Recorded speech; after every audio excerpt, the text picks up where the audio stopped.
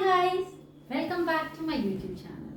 So today I want to talk about this current affair topic, and the topic is first advance estimate of production of major kharif crop for the year 2022-2023 released. So यहाँ हम बात करेंगे, ये पहली बार estimate लगाया गया है major kharif crop का कि कितना वो 2022-2023 में प्रोडक्शन होगा. तो ये पहली बार एडवांस एस्टिमेट लगाया गया है. अब हम बात करते हैं first advance estimate of production of major kharif crop for 2022-2023 have been released. वो ministry of agriculture and farmers welfare ने ये डिफाइन किया, रिलीज किया basically. As per first advance estimate, the estimated production major kharif crop for 2022-2023 जो major kharif crop का production है वो पहली बार एस्टिमेट लगाकर रिलीज किया गया है. लोगों को दिखाई दिया रहा है कि इस तरीके से इतना हो सकता है एडवांस में. फूड ग्रेन की अगर हम बात करें तो वो है 149.92 मिलियन टन्स. राइस की अगर हम बात करें तो वो है 104.99 मिलियन टन्स न्यूट्री कोर्स. ये एक्चुअल प्रोडक्शन नहीं है बट ये एस्टिमेट है कि एक साल में इतना प्रोडक्शन हो जाएगा, ये एस्टिमेशन है. मिलियन टन्स सीरियल 36 to 56, मेज 23 to 10 मिलियन टन्स, पल्स जो है वो 8 to 37 million turns, oil seed जो है वो 23 to 57 मिलियन टन्स, ग्राउंडनट जो है वो 8 to 37 मिलियन टन्स, सोयाबीन जो है वो 12 to 89 million tons, 170 kg each, jute and mesta 10 to 9 million tons, bale of 100 kg 80 kg each, sugarcane 465 to 5 million tons. Production now see, यहां पर बात ये आ रही है कि ये तो एक डेटा है जो कि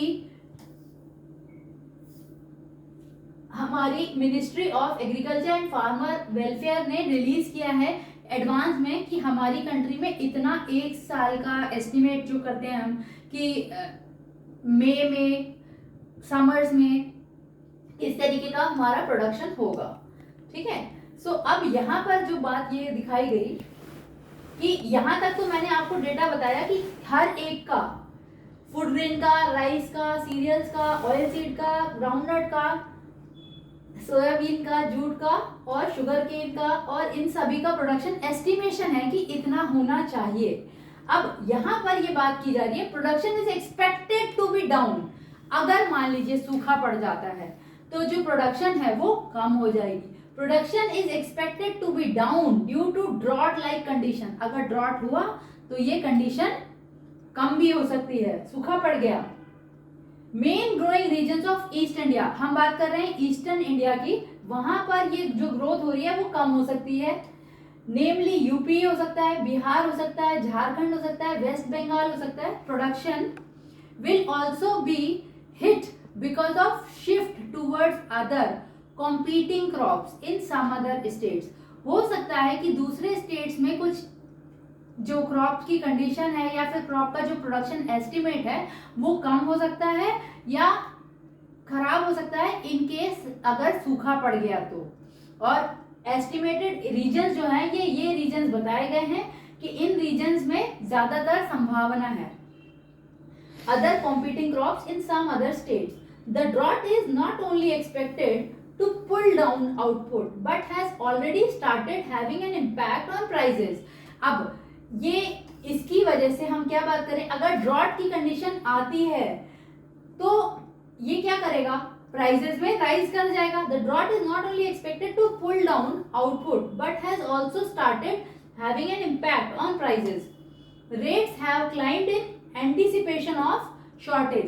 जो रेट्स हैं डेफिनेटली अगर ड्रॉट हो जाएगा सो सूखा पड़ेगा तो प्रोडक्शन कम होगा. एस्टिमेशन जो लगा है वो उसकी वैल्यू जितना हम एवरेज डिफाइन कर पा रहे हैं, एस्टिमेट कर पा रहे हैं, उससे कम प्रोडक्शन होगी क्योंकि सूखा पड़ेगा तो रेट्स जो है वो बढ़ जाएंगे. ऑब्वियस सी बात है. rates have been climbed in anticipation of a shortage. अगर ड्रॉट हुआ तो शॉर्टेज होगी तो रेट्स जो है वो बढ़ जाएंगे. The only saving grace in the case of rice is the central pool stocks. अब बात करते हैं कि अगर सूखा पड़ा, शॉर्टेज हुई तो क्या होगा. Rates have climb. The only saving grace in the case of rice की अगर हम बात करें तो वहां पर हमारे पास एक सेंट्रल पूल स्टॉक की बात की जाती है, which as on 1st September were around 24 to 46 million tons. Central pool stock की बात करेंगे सो इतना स्टॉक अवेलेबल है 24 to 46 million ton in case of central pool stock for rice के लिए बात कर रहे हैं, सेंट्रल पूल स्टॉक की बात कर रहे हैं और ये डिफाइन हुआ है 1 सितंबर को. The buffer on October should have been around 10 to 25 million. Buffer जो है on stock should be around 10 से 25 मिलियन का बफर होना चाहिए. बफर होना चाहिए मतलब एक्स्ट्रा में होना चाहिए. जैसे हम कई बार कहते हैं ना, कुछ शॉपकीपर्स स्टॉक को ऑलरेडी रख लेते हैं साइड में, जिससे कि कभी शॉर्टेज हो कि इतना प्रोडक्शन होगा, बट अगर ड्रॉट आ गया तो उतना नहीं हो पाएगा. जब उतना नहीं हो पाएगा तो कुछ दुकानदार या फिर कुछ होलसेलर्स स्टॉक को ओवरपूल स्टॉक कहते हैं, जिसको over pool stock, central pool stock या फिर बफर स्टॉक रखते हैं. On October 1 should have been around 10 से 25 million tons. These stocks do not include 10.82 million tons of unmilled paddy lying with millers. ये स्टॉक उसकी बात नहीं कर रहे हैं कि जो कि अनमिल्ड है. अनमिल्ड है मतलब जिनके छिलके नहीं उतारे गए हैं, उसकी बात नहीं कर रहे हैं.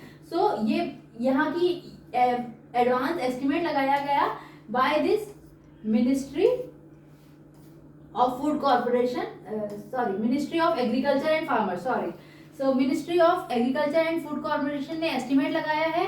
ये डेटा है, ऑथेंटिक डेटा है, आपकी करंट अफेयर्स के लिए ये दिया गया है. Please study hard for your examination preparation. So with this the topic is over. Thank you for watching. Bye guys.